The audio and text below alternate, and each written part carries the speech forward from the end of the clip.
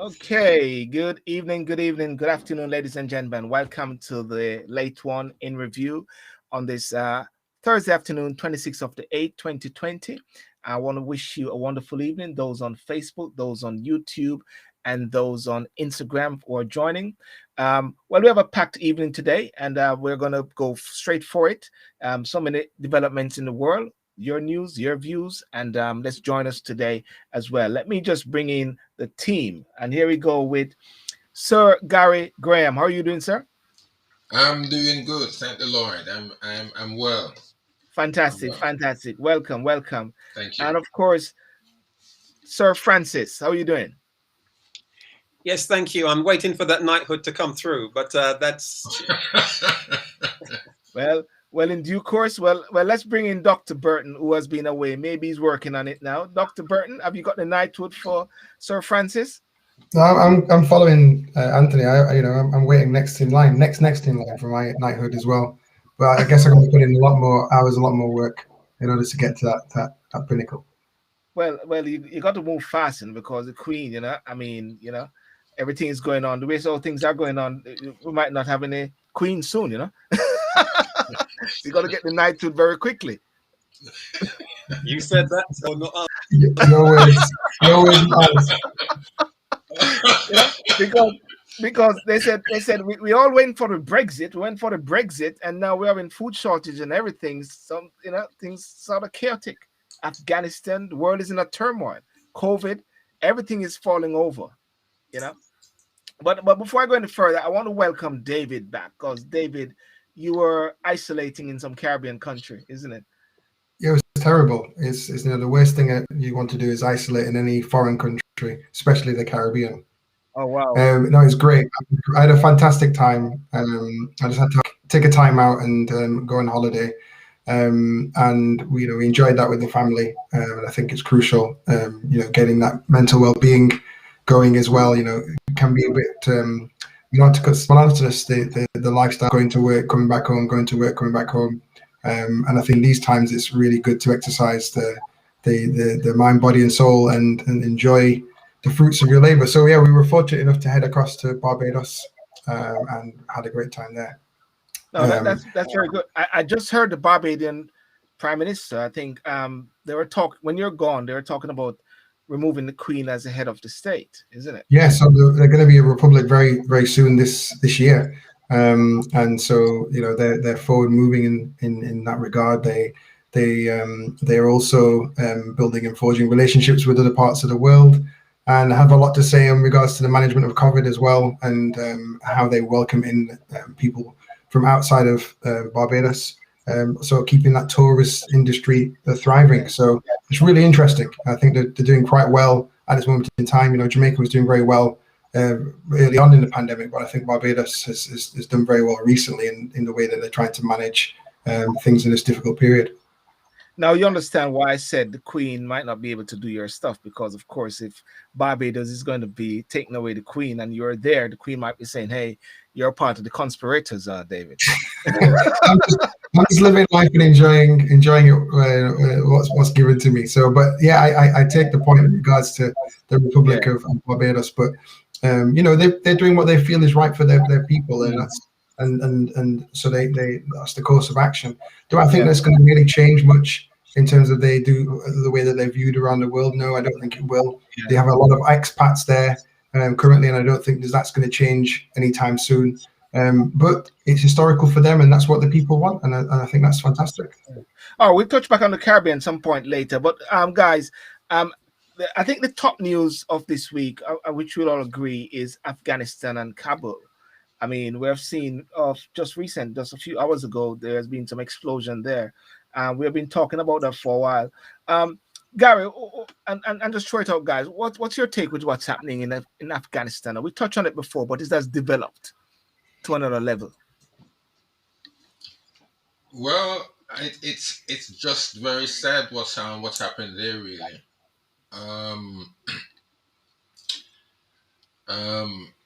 What can you say? I mean, what can be said? It's the decision to leave Afghanistan at this time the President Biden, I feel sorry for him because he's coming at a very difficult time. He has had to make a decision based on the previous decision, in my mind, in what um, the previous president made in making with the withdrawals of troop. Now, if probably it could have been done better.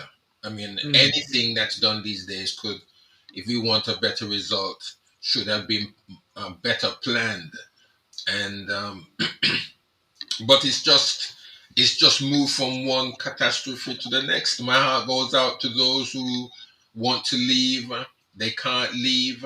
I believe that there may be some mix up also with those who have properly made proper application, but yet there are some that have probably gotten through that didn't make application. Yes, Just yes. out of desperation, really. But my heart goes out to those who are in Afghanistan at this time. Yeah, Anthony, what's your take on it?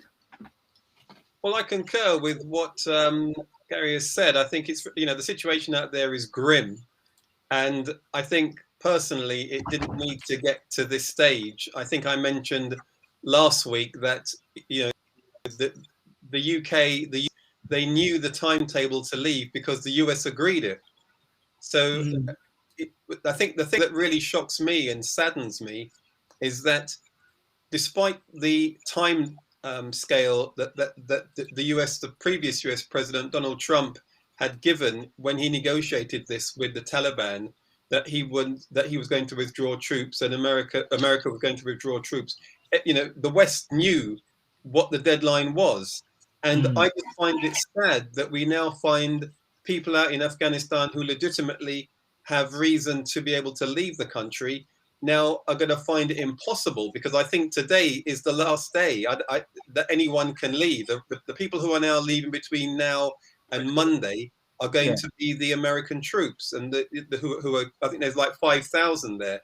So I think that's really where I think the mismanagement and poor management has really resulted in this fiasco and this absolute chaos that we're seeing at the airport with these people trapped.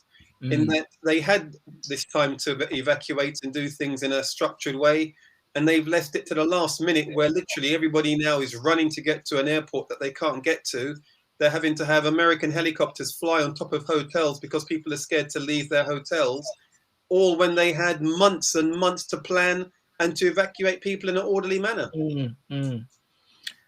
Well, isn't the bumbling of the US at the same time? I mean, one can talk about the past president and the timeline which was given, but we have the same Biden who spent about a day with executive orders revoking a lot of the previous presidential policies, doesn't it? Well, Biden says it falls square at his feet, isn't it, David? I think obviously it's on his watch that this is occurring, and yes, timelines may have been set, but nothing really seems to have transpired in that period of time.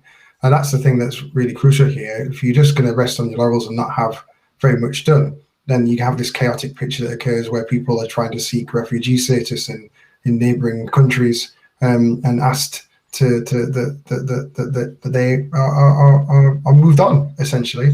And it's the lack of planning. You can say lack of planning, the lack of production regarding to the planning. So it's a terrible scene that we're seeing right now, where deadlines have come around. There's obviously people have lost their lives today. Troops who are here from the American side, which again I don't quite understand how that's transpired, because you think, well, if there's a timeline on events. I'm not saying that we need to look at the Taliban and say we need to trust that side to carry out the acts in a timely fashion, because that's potentially what they would do. But it's the fact that these things have been allowed to occur, and the people of Afghanistan are obviously suffering. And there's regrettably loss of life now of troops who are there to serve and protect. It's all very chaotic, and that's not something that really should be occurring at this moment in time and forever. I don't quite grasp that understanding of why it is that this has been allowed to transpire. But based on what we are seeing whereby the American president, America has now dropped back in a way from taking that leadership position, where you got Boris Johnson, the Prime Minister of the UK, who is now leading the way in the sense of trying to get President Biden to somewhat extend that timeline. I mean, That's not going to happen. There is the UK Prime Minister Boris Johnson isn't leading anything. He's leading nothing. So come on. Let's have a serious conversation. He's leading nothing. All he's doing is asking President Biden, please, as a lapdog, please, can you extend the timeline that America will leave Afghanistan? And Joe Biden has said no. The deadline is the deadline, and Afghanistan and the Taliban have also said that's the deadline. That's it. So, quite frankly, Boris Johnson is just completely wasting his time with any representation he makes now to the US president. I mean, that period is over. What should have happened? The foreign secretary and all the other people involved, they should have actually proactively been getting their staff and those who had proper visas and rights to be in the UK.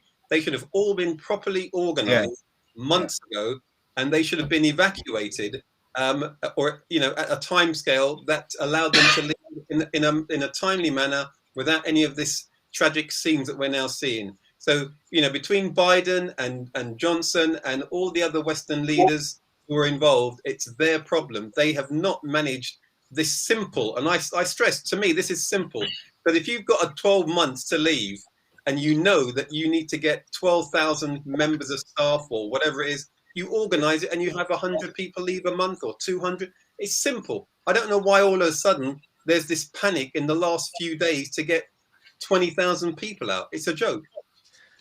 I'm still going to go back. I also think I'm going to say it's not just the staff; it's the people. The people, the refugees now who want out, don't want to be there. People who have been working alongside the Americans, the British forces, as whatever type of help, their lives now under threat because of the fact that the Taliban now have retaken control and now oppressing those people. So there's a lot to be said that the people of Afghanistan kind of washed over it well, and I just think why I don't quite understand. The planning was definitely not there. And it's not, and any planning that did take place has not been carried out accordingly. And everybody's just really up in the air in regards to what's going on. I can't quite grasp why and what benefit this is to anybody, whether you're a native Afghanistan, or you are part of the troops or the services that have been serving across there. It doesn't serve anybody's purpose. So I don't know how the ball has been dropped so crazily. And the destruction and chaos that's been caused is terrible. Well, just on top of that as well, David, the Afghanistan interpreters, we have known about these individuals. I mean, there's even been reference to them in the House of Parliament a few weeks back, where they were being asked to leave, and I think there was a representation by a particular MP who said, what's happening about these people? They're looking for access out.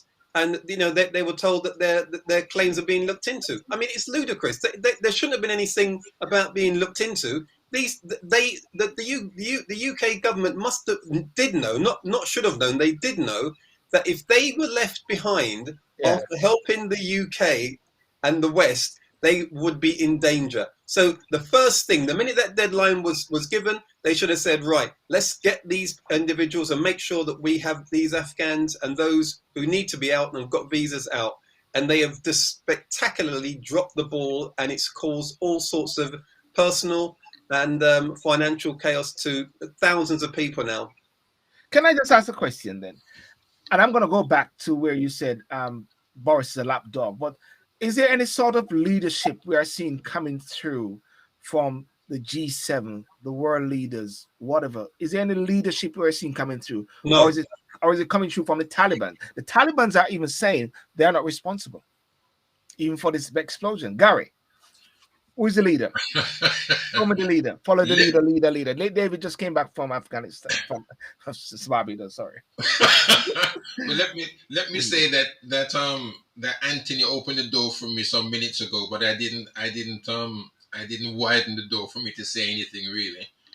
But it's ludicrous. All what has taken place. Yes, we've got amongst the West, we've got the MI5, MI6, whichever one you want to look at. Yeah. In the United States, you've got the CIA and all of that. To my surprise, if you've been listening to the news in what's happening in Kabul, yes, just outside there's four gates to the airport. You've got the Afghan army, though at least a fraction of those that were apart. Yes. But in between the Afghan and where the US and the UK troops are, if I'm not mistaken, there's a little no man's area that is being patrolled. Do you know by who?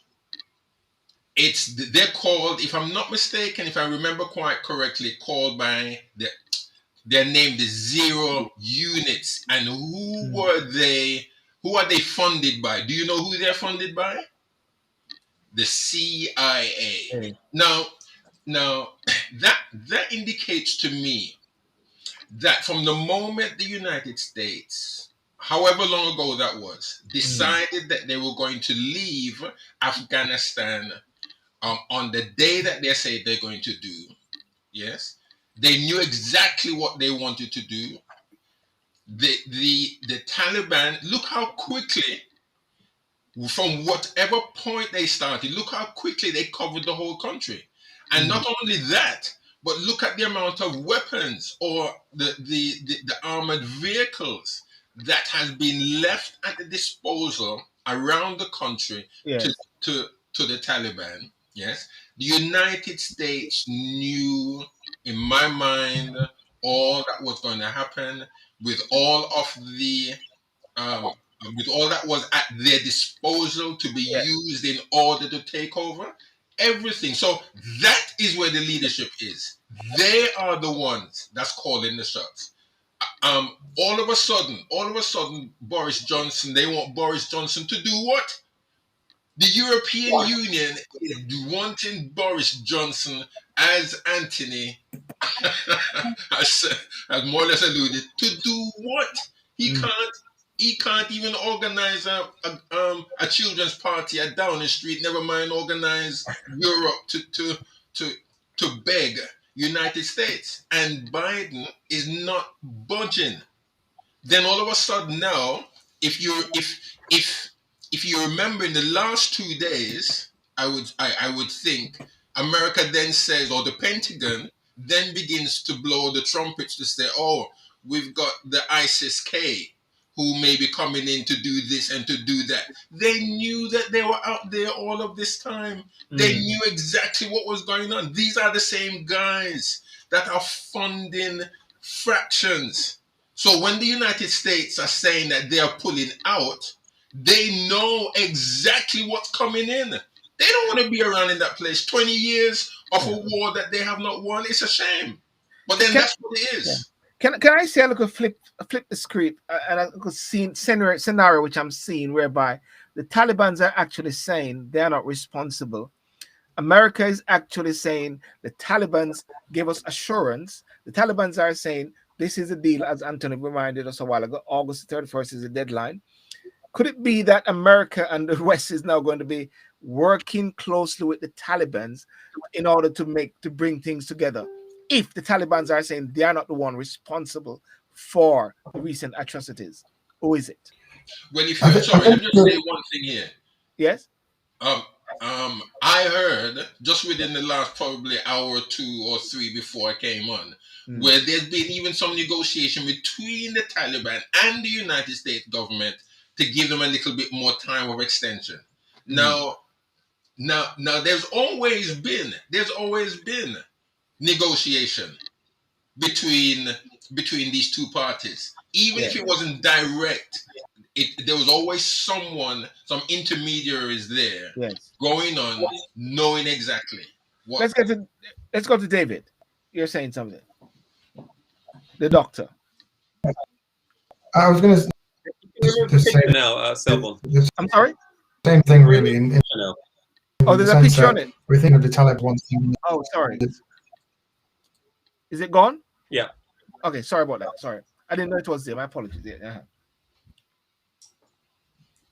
David?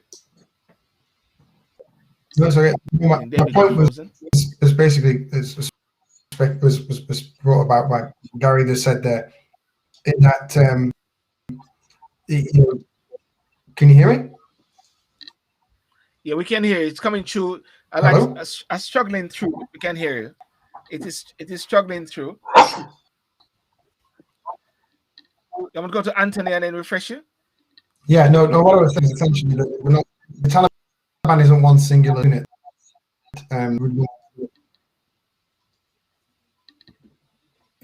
I'll just log back in. Log back. Not one single. Okay, Anthony, pick up from what David was saying now. Yeah. Yeah, so I think what David's saying is that the Taliban, is not a single unit. They've got multiple sort of hierarchy and leaders, and in a sense, they're like cells within a cell. So one particular area of the country run by one particular fraction of the Taliban may not be adhering to what another section in another area might be doing. So the situation is fluid in Kabul, but as Garry was saying, and as David is saying, the bottom line is that in Afghanistan right now, the situation is that the Taliban are the ones in control. Apart from the airport, there's nothing else that the West can do. So yes, of course, they do need to negotiate with the Taliban in terms of if they wanted to get an extension, but that's not going to happen.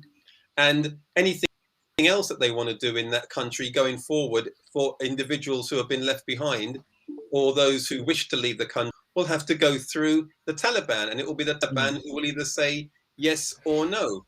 So, the whole thing is just a mess. And of course, don't forget, guys, that the really ludicrous thing, and as David, the doctor, has already alluded to, is that all of the equipment which the Afghan army had is now in the hands of the Taliban. So they've got a fantastic array of equipment and firepower. Yes.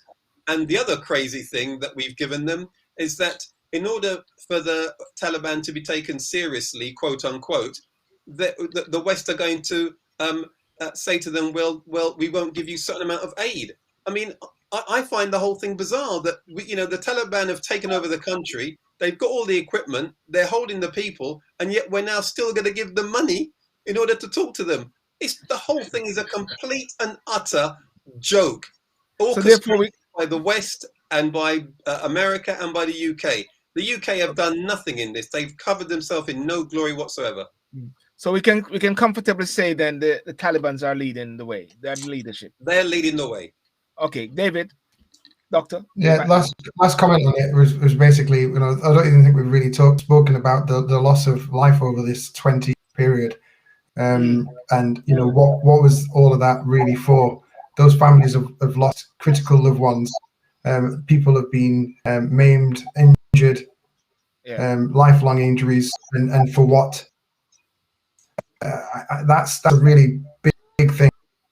And I don't, again, anything else that we should really be talking about in light of all of this. Yes, we can talk about affecting people currently. It's still going to be affectful for many years to come. I think the bottom line is this is nonsensical. Yeah. Now that's a very powerful point there, David, about the whole issue regarding the lives that have been lost. Many people are saying, "What was this for?"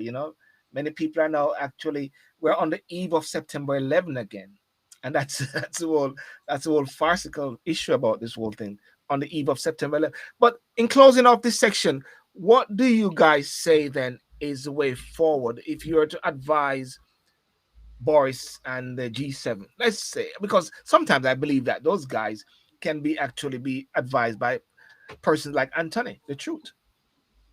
Well, I'll tell you my take on it very quickly, and that is look at China. China are involved and talking to the Taliban. Why do you think they're doing that?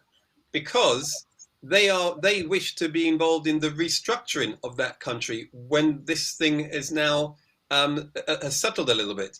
China, if you notice, yes, they've got their problems. So I'm not in any way condoning what's going on in China. However, they are also involved in Western country in other countries outside their normal jurisdiction. But what they do is they go in terms of offering help and support. What the West seem to do is always to go guns blazing. So the lesson for me in terms of what the West should take away from this is don't go into countries like a bull in a china shop and try and make changes that you have no control over. They've done this in the past and they've done it again. Wars achieve nothing. And I think they should look to negotiate and do things more on a diplomacy level rather than always trying to use their so-called might, if that's the right word to use.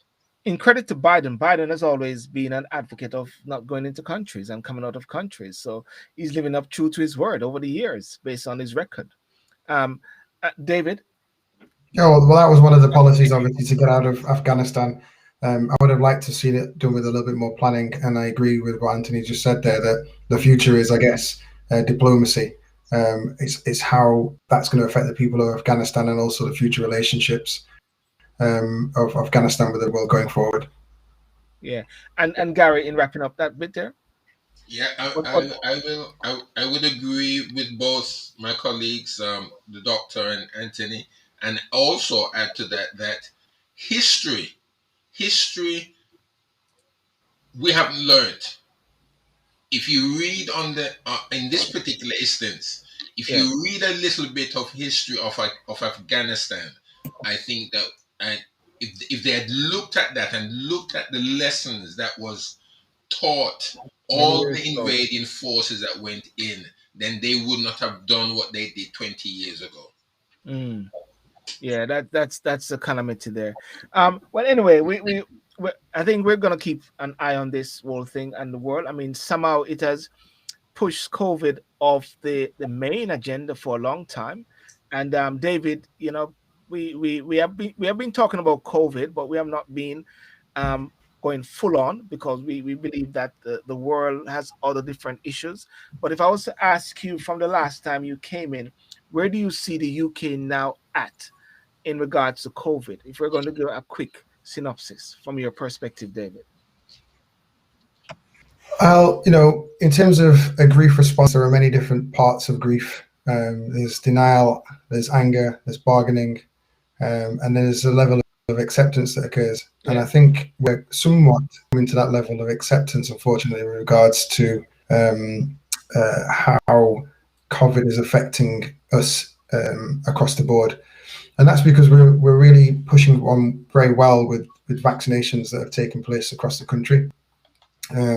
67 million people have now, according to figures, had at least one dose of the vaccine. So we're going. 42 million people have had first dose, if not a second dose of the vaccine. So that's a big proportion of the population, and I think that's going to allow us to move forward successfully. And accept, unfortunately, that there's some people who are going to pass away through the virus or other causes as well. The secondary part of this is obviously that people are becoming much more happy to come into hospitals and seek favour for conditions that and ailments that they've had previously. But the sad fallout is that that some people will not get access to services because we're under pressure, we're under big pressure to deliver in regards to sort of other health conditions. And then the other unfortunate thing is obviously vaccination isn't, I don't think, deemed a lifelong response. So there may well be a top-up that's required for persons going forward. But we'll see. I think that we always knew that the vaccines wouldn't work for forever, but they still have a very good degree of effectiveness. And that's something to be championed. So where are we now? well, we're at a point in time where I think we're accepting that people will pick up the disease, but we know that when they pick it up, they won't have the same kind of trajectory in terms of the outcomes that they would have had we not had the vaccine. And that's a great positive thing to just end on, in saying that the vaccines is saving lives. Yes. But a small degree or a lesser degree of life is being lost, unfortunately, through this condition. So could we say then that the UK, in a way, has turned a particular curve, in the sense, even with the Delta along the way, in comparison to other countries like Jamaica?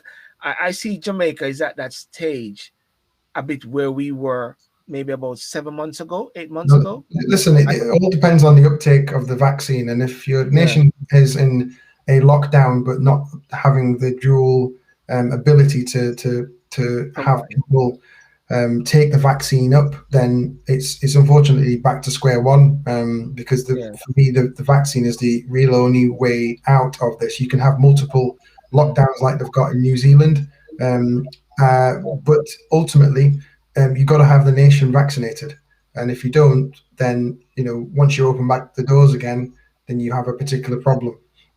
Now, another way of trying to manage this, and I think what's occurring in Barbados, for example, is that the testing and the very tight adherence to challenging people who are not adhering to local guidelines or policies. So what happens there is that you, once you land in the country, you have a test. And you're not obviously not able to move until you've had the say so from the government, and that test generally comes back within 24 to 48 hours, and then once you want to come back to your native country, then you've got to have another test to enter back into the native country. So I think that there's always people wearing masks. You're challenged to wear your masks in conditions as well. So that's it's the way that the population responds. And if a population that respond in a manner that is, keeping space and hand washing and all the rest of it, then you may well have a bigger problem. But again, vaccines have been very beneficial, I think, in allowing us to move forward. We know there's going to be unfortunate loss of life, with that unfortunately comes with the territory, and the acceptance of that is something that will occur. It's just that we want to reduce the amount of loss of life. And we do that by undertaking the vaccination program. I'll just skirt around for Anthony. Anthony, picking up from David, where do you think we are now in regards to the pandemic? Do you see yourself, or do we see ourselves ready to go out a bit more, even though we are still being cautious? Are we ready to go to events? Do you think we have turned a particular positive curve, in a sense? Anthony, and then Garry.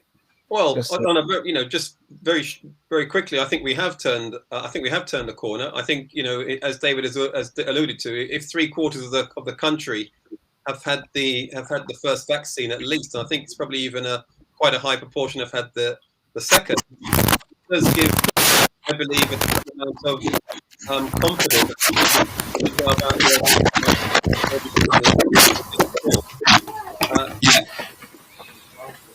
so a certain amount of confidence to go about their daily business as they did before, and to actually try and get back to normal. So hopefully, that's what people are now doing, because the economy needs it.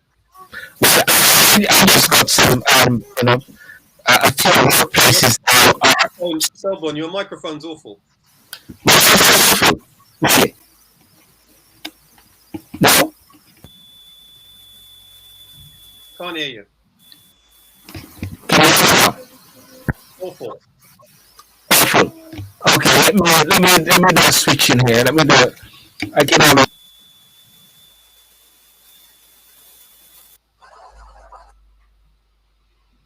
can't hear you at all now. Nothing.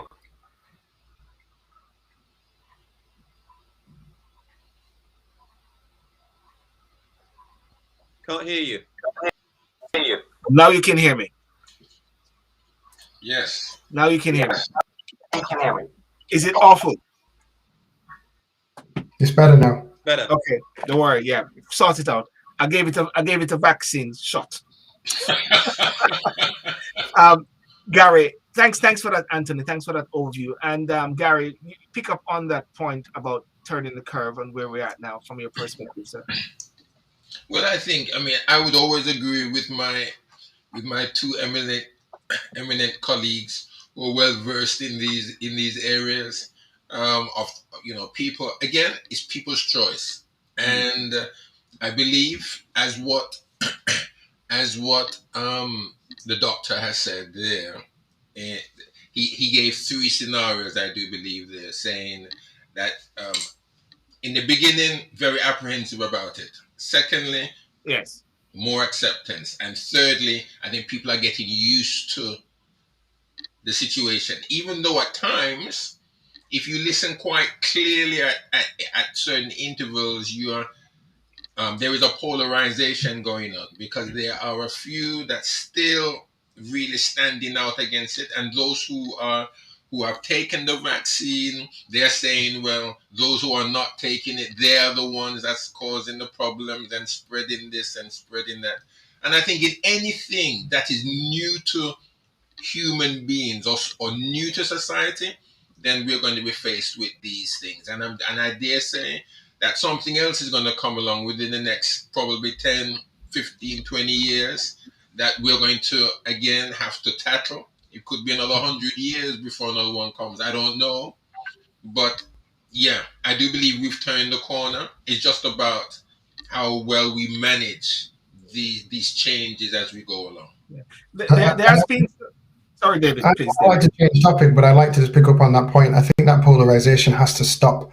I think it just distracts from the greater good of what we're trying to achieve here, which is obviously people being able to be freely able to travel, people being freely able to get back to work, people being able to get back to the tasks and things that they would have enjoyed doing in life.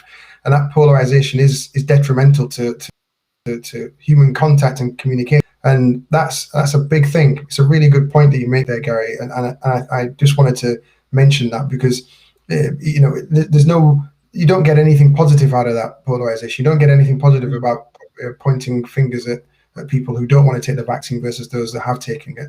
And it is about free choice. I completely agree.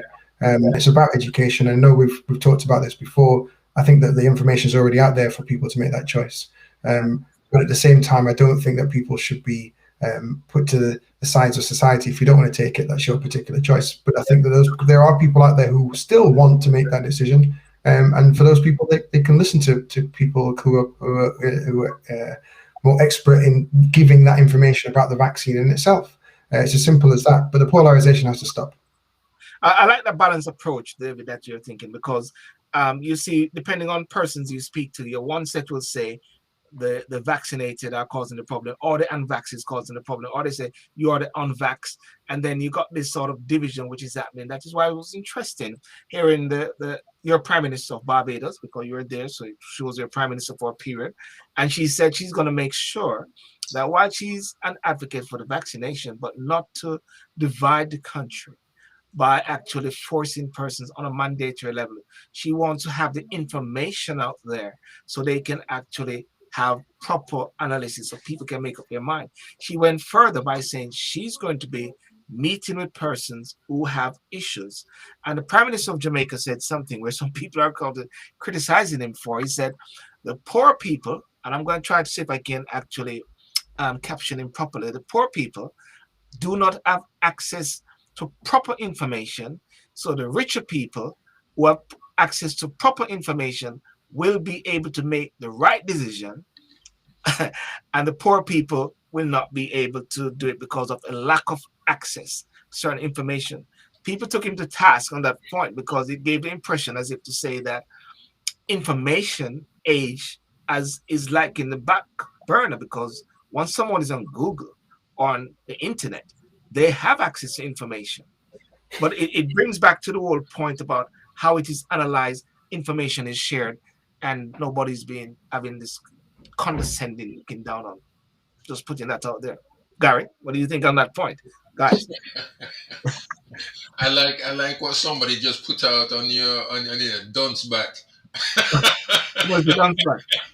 No, no. I mean, I don't know about that. I don't know about that. I mean, I agree with you, Doc.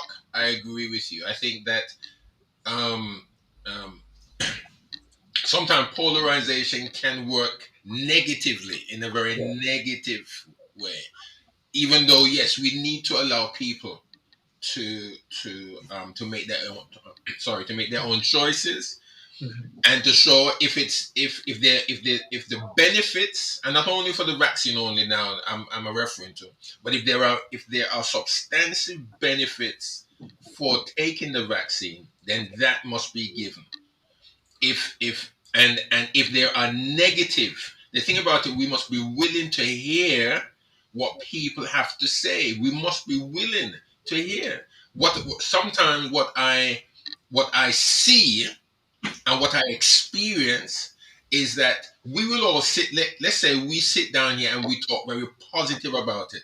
But if I began to talk negatively about it and show if I was even if I was an expert, which I'm not, even if I was an expert on vaccines and I knew what I was talking about, but I was anti, what we usually see what's taking place is that I the argument will be ready to suppress my view. Now, fine, but we shouldn't be. I don't think we should suppress one view all because you don't agree with it. Do you understand what I'm saying? Yeah. I don't think we should do that. Let the arguments be put to the public. Let it be presented to us. Let people make a decision on whether they want to take it or whether they don't want to take it. And if they don't want to take it, then don't look on them in a negative way. You know, and, Mhm. encourage them, but don't beat them down to say, well, you know, we're always going to be in this situation because people like you are doing this, people like Mhm. you are doing that, and we'll never get any better. Yeah. You won't win that person at all. Yeah. So yeah, I think a balanced view ought to be given at all times, and I'm willing always to listen to to Doc. The people like him. I'm Yes. always willing to listen to him because it's only when people who are informed that I will be able, people like me, let's say, will be able to be better informed of what Yes. I am to do.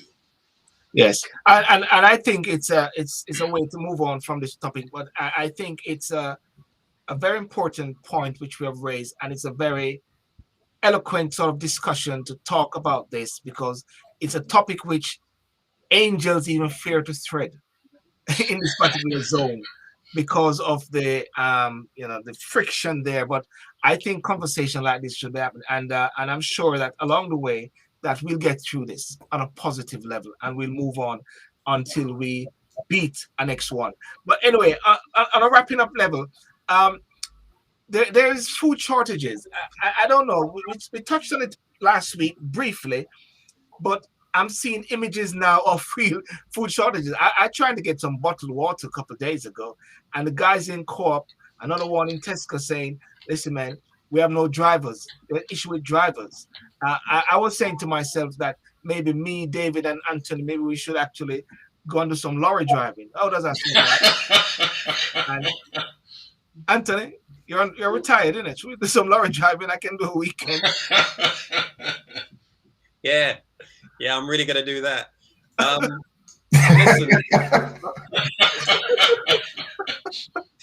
Listen, this just goes back to the dare I say, and don't forget, Selborne, a year and a half ago, I did come on this show and I did tell you that Boris had no plan for Brexit, right? I told you that he was not the man.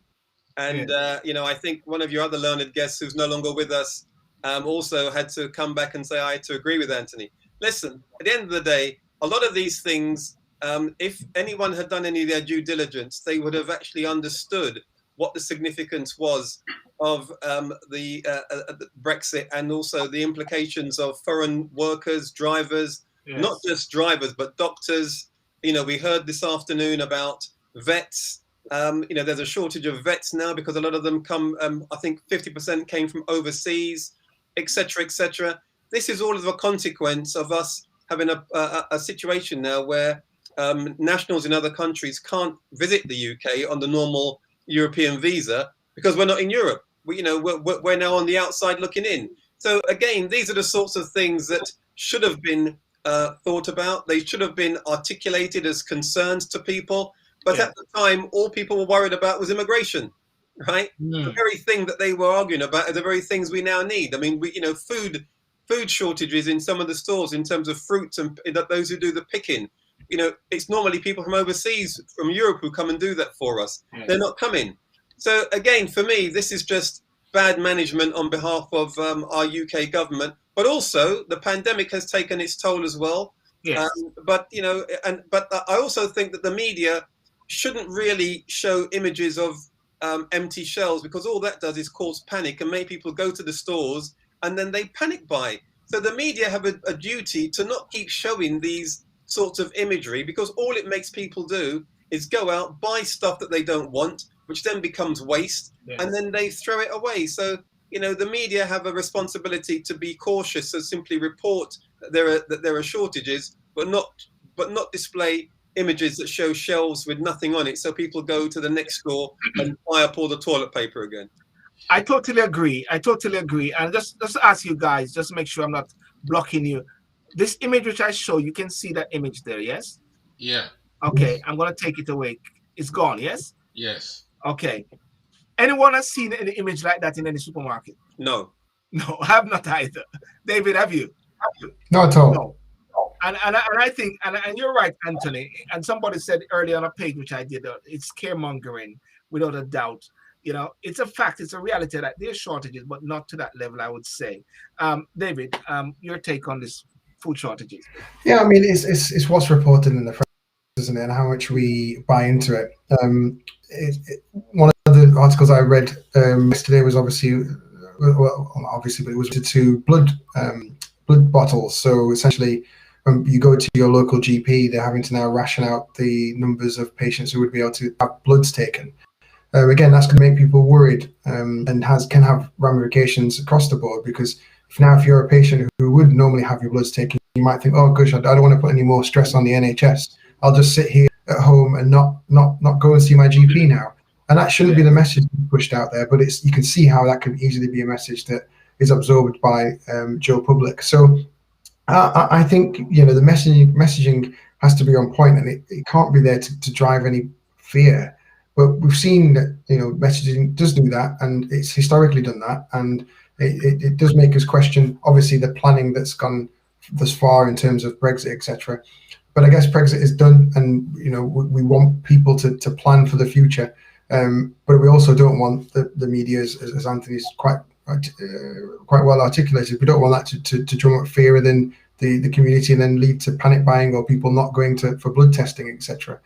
I do hope, and I do have faith and optimism that we will be able to come out of this in a good way, in a good position, because the only way really is up from this particular position. And I do hope that we'll be able to sort of not have food shortages for Christmas or any other point in time. And I do hope that people just sort of settle back and think, well, actually, my shelves don't look like this. As you quite rightly point, there's not a shelf that I've seen in any supermarket that looks quite like that. So that they don't panic buy just based on a picture that they've seen on a news source, wherever that news source may well be. That's true. And I'm not Garry, quite saying calm and carry on. I'm just saying that I don't believe that the hype is here at present. I mean, I think I agree again with what Anthony has said and what the doctor has said. But there is a plan behind everything. Everything. There is something going on within the corridors of power, because you see, if you notice along the timeline, there are different things being said, there are different things being shown in order to bring the public to a particular point in time. Now, I don't know what that plan is, but there is always something behind whatever is being done. I mean, at the start of the pandemic, they knew exactly to some extent when the first wave would be, when the second wave, everything was planned to some extent. Yes. the Yes. the Brexit, they knew. I believe it was Anthony, and you could correct me on this. I believe it was Anthony who made the point that it was all about the immigration when it came to Brexit. Now now in almost in every area, important area, let's say, of our society that is being touched and feeling the strain are those areas in which a lot of those of immigrants, if I can use that term, were coming in from Europe to fill those positions. Now we've had the Brexit. What's taken place? They've all gone back because the government here said, well, if you're not here if you're here within a particular time, then you can't get this or you can't do that or you'll be expelled or whatever the reason may. So they all rushed back. Now the country is asking for doctors. Now the country is asking for nurses. Now the country is asking for lorry drivers. Where are they? They've all gone back. So obviously, in my mind, they knew what would take place. Yes. They knew, but they didn't have, as again, as Anthony said, as he said a year ago, Prime Minister didn't have a clue. He didn't know what was happening. He just said Brexit, and everybody wanted Brexit. You know, the Englishman wanted Brexit done. Yeah. And they rushed towards that, not seeing the consequences. Now we're in it, then we're crying for particular things, and we won't get it. I mean, it's funny to note, sir, just 1 point here. Sure, yeah. It's funny to note, in as much as all of that with these supermarkets, that it is Morrison's, I believe, that has had a £7 billion buyout by US US financiers to buy that supermarket. Now, can't find food. There's no food on the shelves. Let's say there's no food on the shelves, but yet they're buying it out for $7 billion now. So what are you saying? What are you saying in Jamaican terms? Something I go on. Something I go on. Well, listen. Someone just said a while ago. It's on Facebook. There's a shortage of lorry drivers, from what I've heard, but the supermarkets are pretty ruthless in getting the drivers they need. So, Anthony, you and I, we're going to do some serious driving and give them some serious rate at some point, you know. But aren't we missing out on a trick here? Can we say the UK was talking about getting its workers, its employee force, to come up to a level where no one can say that there's shortage of jobs? It's clear there's no shortage of jobs now. Or maybe but Selborn, let's just say what it is, right? In some of these areas, the sad truth is that the UK workers are work shy. I mean, the guys who do the picking on the crops, they tried to get them to come and do that work. They haven't been, they've offered them incentive. They just simply find the work too hard, so they don't do it. With regard to doctors, if we don't have enough trained doctors, then we've got to look elsewhere. This isn't a new phenomenon. We've had doctors from overseas for years.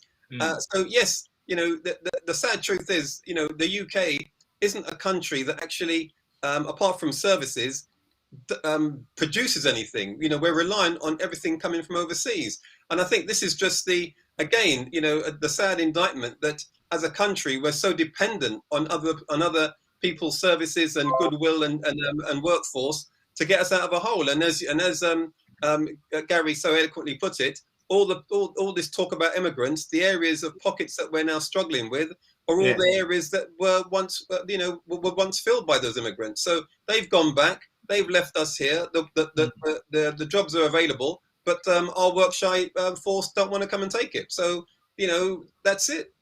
So Anthony, my question to you before we close off is, what is the way forward in equipping the UK workforce, since we are now in Brexit? We're not leaving. We're in Brexit now.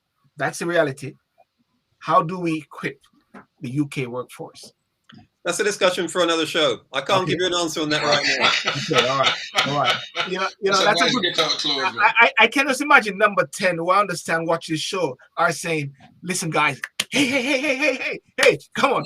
Anthony's gonna speak now. Let's hear what he's got to say. I like that. I like that. That's a nice drop mic one. We can take it next week. But hey guys, before we wrap up, hey, 1, 2, 3, 1, 2, 3. Back again with the Jamaican team. The girls just won another race, and I think the Prime Minister of Jamaica just posted it. Congratulations to Elaine Thompson Hero, came second in 10.64 seconds, and Sharika Johnson came third in 10.92, and Shelly-Ann, that girl Shelly-Ann, she got 10.60 seconds. I'm listening if my wife is listening because she named Shelly-Ann too. You know, so I guess they're aiming for the FloJo. Do you think she can crack the FloJo record, David, guys? Yes. The answer is yes, definitely. It's going to happen. I feel it's going to happen. It coming. Just need factor, need the right ambient conditions, and it'll happen. We've seen records tumble. Records tumbled at the most recent Olympics. So it will. It's just when rather than if. Because I think they got 5 more diamonds, some diamond game running. And there's a World Athletics next year now, if I'm not mistaken. So this time it'll get broken, and it will be a Jamaican. Trust me. Yeah, and we can be assured that Richardson will keep in carrying up the rear end. The girl who came dead last. Sorry. I'm not sure I'll use that term, actually. Sure, Anthony. I think on that note, Selborne, it's time to wrap. Yeah, no, it's time to wrap. Okay, guys. Well, ladies and gentlemen, thank you so much for joining today. Let me hear your views on the feedback on the replay on Instagram, YouTube, and Facebook. We're all gonna go out at the same time today because we all got to get ourselves trained up to do some lorry driving. Anthony, you and I, we're neighbors. We're gonna start to see how we can make some money with this lorry driving. If anything, I join Garry down there and Dr. Burton. We can go across the country. You know what I mean? We got special perks. You know what I'm saying, guys? David? I can't promise you that at all. So. Okay, I'm on my own with that. Well, guys, you can join. I think so. As long as you can go and get the coffee for me, Silvan. Okay, no problem. Okay, guys, that's a wrap. Thank you so much for joining, and I'll just go with everyone at the same time. See you next week, and all the best. Thank you, David, and thank you, Anthony, and thank you, Garry. All the best, and good night. Good night.